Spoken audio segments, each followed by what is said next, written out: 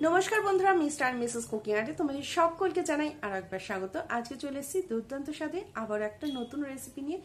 আর আজকে ভিডিও শুরুতেই বলে রাখি, যারা আগের ভিডিওতে কমেন্ট করেছো তোমাদের খুব ভালো লেগেছে রেসিপিটা বা খুবই পছন্দ হয়েছে, তাদেরকে অসংখ্য ধন্যবাদ আমাকে এইভাবে সাপোর্ট করার জন্য, আমার পাশে থাকার জন্য। সকলের কাছে অনুরোধ রইল পুরো ভিডিওটা দেখার জন্য। তোমরা এইভাবেই আমাকে একটু সাপোর্ট করো, পাশে থেকো, তাহলে অনেক দূর পর্যন্ত তোমাদের ভালোবাসায় এগিয়ে নিয়ে যেতে পারবো। আজকের রেসিপি কিন্তু একদম বাঙালির সব থেকে পছন্দের, প্রথম পাতেই যেটা আমাদের পছন্দের জিনিস, শুক্তো। তো আজকের রেসিপি শুক্তো, লাউ দিয়ে দুর্দান্ত স্বাদে এইরকম শুক্তো রেসিপি বাড়িতে অবশ্যই বানিয়ে নিও। খুব কম কিন্তু টাইম লাগে এই শুক্তো বানাতে, আর খেতে হয় দুর্দান্ত। আর চলো দেখে নি আজকের এই শুক্তো রেসিপি। আর যারা তোমরা ভিডিওটা দেখছো তারা কিন্তু অবশ্যই জানিও যে কেমন লাগলো আজকের এই ভিডিওটা। আর যারা নতুন বন্ধু আছো এখনো পর্যন্ত আমার চ্যানেলটাকে সাবস্ক্রাইব করনি, তাড়াতাড়ি করে সাবস্ক্রাইব করে নাও। পাশে থাকা বেল আইকনটা ক্লিক করতে একদম ভুলো না, কারণ আমি নতুন নতুন ভিডিও ছাড়লে সবার আগে তোমাদের কাছে নোটিফিকেশন পৌঁছে যাবে। চলো দেখে নি আজকের রেসিপি, দুর্দান্ত স্বাদের লাউয়ের শুক্তো। রেসিপিটা বানানোর জন্য এখানে আমরা লাউ নিয়েছি, আর লাউটা দেখো আমি একটু লম্বা লাউ নিয়েছি। এই লাউগুলো খেতে কিন্তু খুবই ভালো হয়, তাই বাজারে গিয়ে যখনই দেখলাম এই রকম লাউ আমি পেয়ে গেছি, সঙ্গে সঙ্গে কিন্তু কিনে নিলাম। লাউটাকে আমরা দুপাশ থেকে কেটে নিয়ে এটাকে ভালো করে ছাড়িয়ে নিচ্ছি।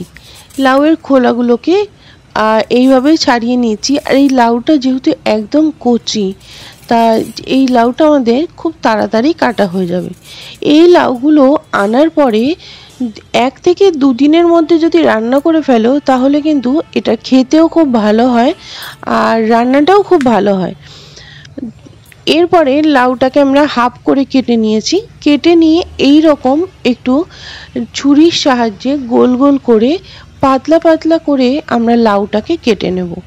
দেখো, যেহেতু এখানে আমরা শুক্তো যে লাউয়ের রেসিপিটা আমরা বানাবো, তার জন্য কিন্তু আমরা লাউটাকে ঠিক এই রকম পাতলা করে কেটে নিয়ে তারপরে দেখতেই এইভাবে দেখো লম্বা লম্বা করে আমরা সরু সরু করে কেটে নেব। যতটা পরিমাণে সরু হবে ততটাই কিন্তু রান্নাটা খুব সুন্দর হবে। দেখো, ঠিক এই রকম সরু সরু করে লাউগুলোকে প্রত্যেকটা আমি কেটে নিচ্ছি।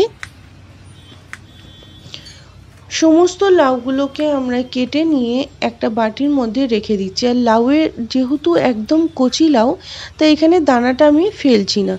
তোমরা যদি লাউগুলো যদি এই রকম লাউ নাও হয়, নর্মাল লাউ হয়, তাহলে যদি কচি না থাকে তাহলে দানাটা কিন্তু অবশ্যই ফেলে দিয়ে তারপরে রান্নাটা করো, তাহলে রান্নাটা ভালো হবে আর খেতেও খুব সুন্দর লাগবে। এরপরে সমস্ত লাউগুলোকে আমরা কেটে নিয়েছি। দেখো, একদম সুন্দর ঝিরিঝিরি করে আমরা লাউগুলোকে কেটে নিয়েছি। কেটে নেওয়ার পরে এটাকে একটা পাত্রে রেখে দিচ্ছি। এটাকে একটা পাত্রে রেখে আমরা ভালো করে ধুয়ে এটাকে একটা পাত্রে রেখে দিলাম। আর দেখো, খুব সুন্দরভাবে রেডি করেছি। এরপরে এই রেসিপির জন্য আমাদের এখানে ব্যবহার হচ্ছে দুধ। এখানে আমরা দুধ ব্যবহার করেছি, ঠিক 1 কাপ মতো দুধ রয়েছে। নিয়ে নিয়েছি এখানে রাঁধুনি বাটা, আর রয়েছে আদা বাটা।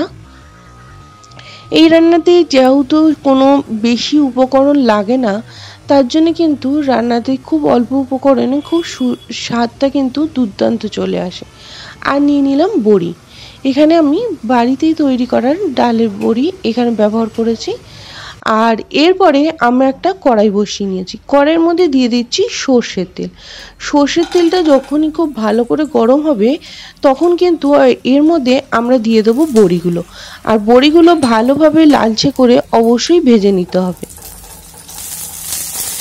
বড়িগুলোকে আমরা 1 থেকে 2 মিনিট খুব ভালো করে নাড়াচাড়া করছি। দেখো, আর খুব সুন্দরভাবে কিন্তু বড়িগুলোকে ভেজে নিচ্ছি। বড়িগুলো আমাদের ভাজা হয়ে গেছে একদম লালচে করে। এরপর আমরা একটা পাত্রের মধ্যে তুলে একটা সাইডে রেখে দিচ্ছি। আর এই তেলের মধ্যেই আমরা কিন্তু রান্নাটা সেরে নেব। দিয়ে দিচ্ছি এর মধ্যে একটা তেজপাতা, দিয়ে দিচ্ছি শুকনো লঙ্কা, আর দিয়ে দেব ফোড়ন হিসাবে এখানে ব্যবহার করেছি 5 ফোড়ন। যেহেতু আমি বললাম এই রান্নাতে বেশি কোনো মশলা লাগে না, তাই এই সামান্য উপকরণ দিয়ে এই রান্নাটা কিন্তু একদম দুর্দান্ত স্বাদ এনে দেবে। এরপরে এটাকে আমরা খুব ভালো করে একটু নাড়াচাড়া করে নিচ্ছি যাতে খুব সুন্দর একটা গন্ধ বার হয়। আমরা এটাকে একটু ভালো করে নাড়াচাড়া করে নিচ্ছি। ভালো করে নাড়াচাড়া করে নেওয়ার পরে এরপরে যেহেতু ফোড়ন থেকে খুব ভালো একটা গন্ধ যখনই বার হবে তখন কি করব, আমরা যে কেটে রাখা যে লাউগুলো সেইগুলো এর মধ্যে দিয়ে দেব। লাউয়ের মধ্যে যেন একদম জল না থাকে, যেহেতু লাউ থেকে এমনিতেই জল ছাড়বে, তাই ধুয়ে এটাকে ভালো করে জলটা ঝরিয়ে তারপরে এর মধ্যে ব্যবহার করবে। লাউটাকে দেওয়ার পরে দেখো আমরা একটু নাড়তে থাকবো। যত আমরা নাড়বো তত দেখবি লাউটা খুব সুন্দরভাবে মজে গিয়েছে আর খুব ভালোভাবে কিন্তু এটা হয়ে গিয়েছে। তোমরা চাইলে এই রান্নাতে এর মধ্যে আলু কিন্তু দিতে পারো, ডুমো ডুমো করে কেটে তোমরা আলু দিতে পারো। এখানে আমি আলুর ব্যবহারটা করিনি, এখানে আমি আলু ছাড়াই বানাচ্ছি। এরপরে এটাকে খুব ভালো করে নাড়িয়ে চাড়িয়ে আমরা এটাকে খুব ভালো করে রেডি করে নিচ্ছি। দেখতেই পাচ্ছ যখন এটা একটু হয়ে এসছে কতটা কিন্তু কমে গেছে। এরপরে এটাকে ভালো করে নাড়াচাড়া করে নেওয়ার পরে এর মধ্যে দিয়ে দিচ্ছি স্বাদ অনুসারে নুন। স্বাদ মতো এখানে আমরা নুনটাকে ব্যবহার করে নিচ্ছি। নুনটাকে ব্যবহার করার পরে আবারও এটাকে খুব ভালো করে মিশিয়ে দেবো, কারণ এর মধ্যে আমি একেবারেই নুনটাকে ব্যবহার করে নিয়েছি। আর দেখতেই পাচ্ছ লাউটাকে এইভাবে আমরা নাড়তে নাড়তে লাউ থেকে অলরেডি জল ছাড়তে আরম্ভ করেছে। আমরা এইভাবে এটাকে ভালো করে নুনটাকে মিশিয়ে দিচ্ছি। নুনটাকে মিশিয়ে দেওয়ার পরে এখানে যে আমরা দুধটা রেখেছিলাম সেই দুধটা এখানে আমি ব্যবহার করলাম।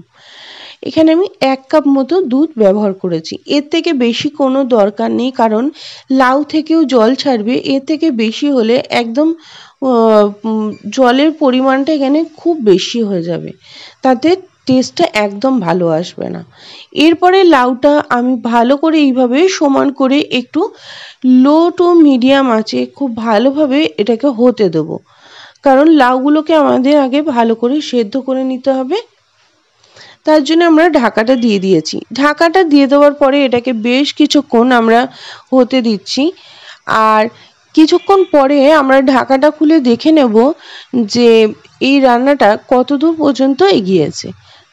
আমরা ঢাকাটা খুলে দেখে নিচ্ছি, দেখো খুব সুন্দরভাবে কিন্তু লাউটা সেদ্ধ হয়ে গেছে আর দুর্দান্ত কিন্তু এক গন্ধ বার হয়েছে। এখনই কিন্তু খুব সুন্দর একটা গন্ধ বার হয়েছে। এরপরে লাউটাকে দেখতেই পাচ্ছ কতটা পরিমাণে এখানে যে লাউ থেকেও জল ছেড়েছে আর দুধটাও কিন্তু আমরা দিয়েছিলাম, তো এখানে জলের পরিমাণটা অনেকটাই বেশি আছে। এর মধ্যে আমরা এখনই দিয়ে দিচ্ছি বড়িগুলো।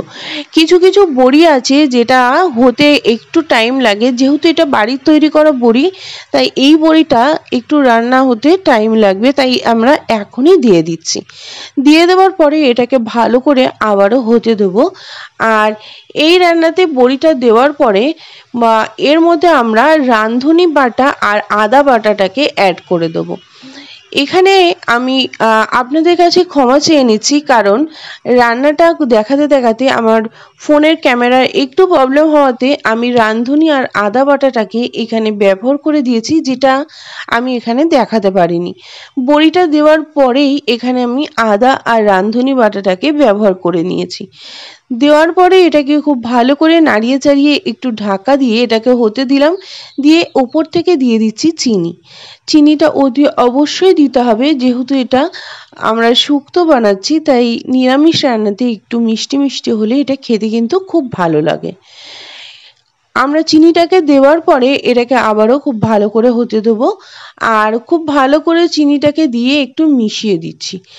এখনই কিন্তু আমাদের রাঁধুনি আর আদার খুব সুন্দর একটা গন্ধ বার হয়েছে। এরপরে সবার শেষে দিয়ে দিলাম 1 চামচ মতো ঘি। এই রান্নাতে সবার শেষে অবশ্যই ঘিটা কিন্তু ব্যবহার করতে হবে। ঘিটাকে দেওয়ার পরে এটাকে আমি ভালো করে নাড়িয়ে চাড়িয়ে নিচ্ছি। ভালো করে নাড়িয়ে চাড়িয়ে নেওয়ার পরে দেখতেই পাচ্ছ তোমরা জলটা কতটা কিন্তু সরে গেছে, খুব সুন্দরভাবে হয়ে গেছে। এরপরে এটাকে আমরা ঢাকা দিয়ে একটু রেখে দিচ্ছি যাতে খুব সুন্দর গন্ধটা আসে ঘিয়ের। ঢাকাটা খুলে কিছুক্ষণ পরে আমি দেখিয়ে দিচ্ছি খুব সুন্দরভাবে একদম শুক্তোটা আমাদের রেডি হয়ে গেছে। এরপরে আমরা একটা পাত্রের মধ্যে নামিয়ে নিচ্ছি। তোমরা এই শুক্তোটা গরম গরম ভাতে একদম প্রথম পাতে অবশ্যই একদিন হলেও ট্রাই করে দেখো। এখন কিন্তু এই গরমে তোমরা এই ধরনের লাউয়ের শুক্তো অবশ্যই ট্রাই করো। এটা খেতে যেমন খুবই সুন্দর আর খুব কম টাইমের মধ্যে এই রান্নাটা হয়ে যায়। একদম পুরোনো দিনের স্বাদে তোমাদেরকে খুব সহজেই রান্নাটা শেয়ার করলাম। অবশ্যই তোমরা বলো যে কেমন লাগলো আজকের এই রান্নাটা। তাহলে আমাদের রেডি হয়ে গেছে এই রকম বড়ি দিয়ে খুব সুন্দর দুর্দান্ত স্বাদে লাউ শুক্তোর একটা রেসিপি। অবশ্যই কিন্তু এই রান্নাটা কেমন হয়েছে তোমরা কমেন্টের মাধ্যমে জানিও।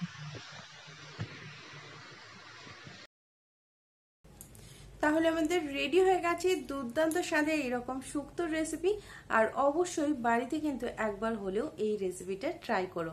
খেতে কিন্তু যেমন দুর্দান্ত আর সময় লাগে একদম কম। তো অবশ্যই এই রেসিপিটা ট্রাই করো আর কেমন লাগলো কমেন্টের মাধ্যমে জানাতে একদম ভুলো না। আর ভালো লাগলে রেসিপিটা শেয়ার করে দিও, কারণ আরও তোমাদের যারা ফ্যামিলি বা বন্ধু আছে এইরকম সুন্দর রেসিপি পেতে তাদের কাছে কিন্তু অবশ্যই এই রেসিপিটা শেয়ার করে দিও। চলো আজকের মতো ভিডিও এই পর্যন্তই। আবারও ফিরে আসবো নতুন কোনো রেসিপি নিয়ে। ততক্ষণে তোমরা ভালো থেকো, সুস্থ থেকো। আবারও দেখা হচ্ছে পরবর্তী কোনো ভিডিওতে।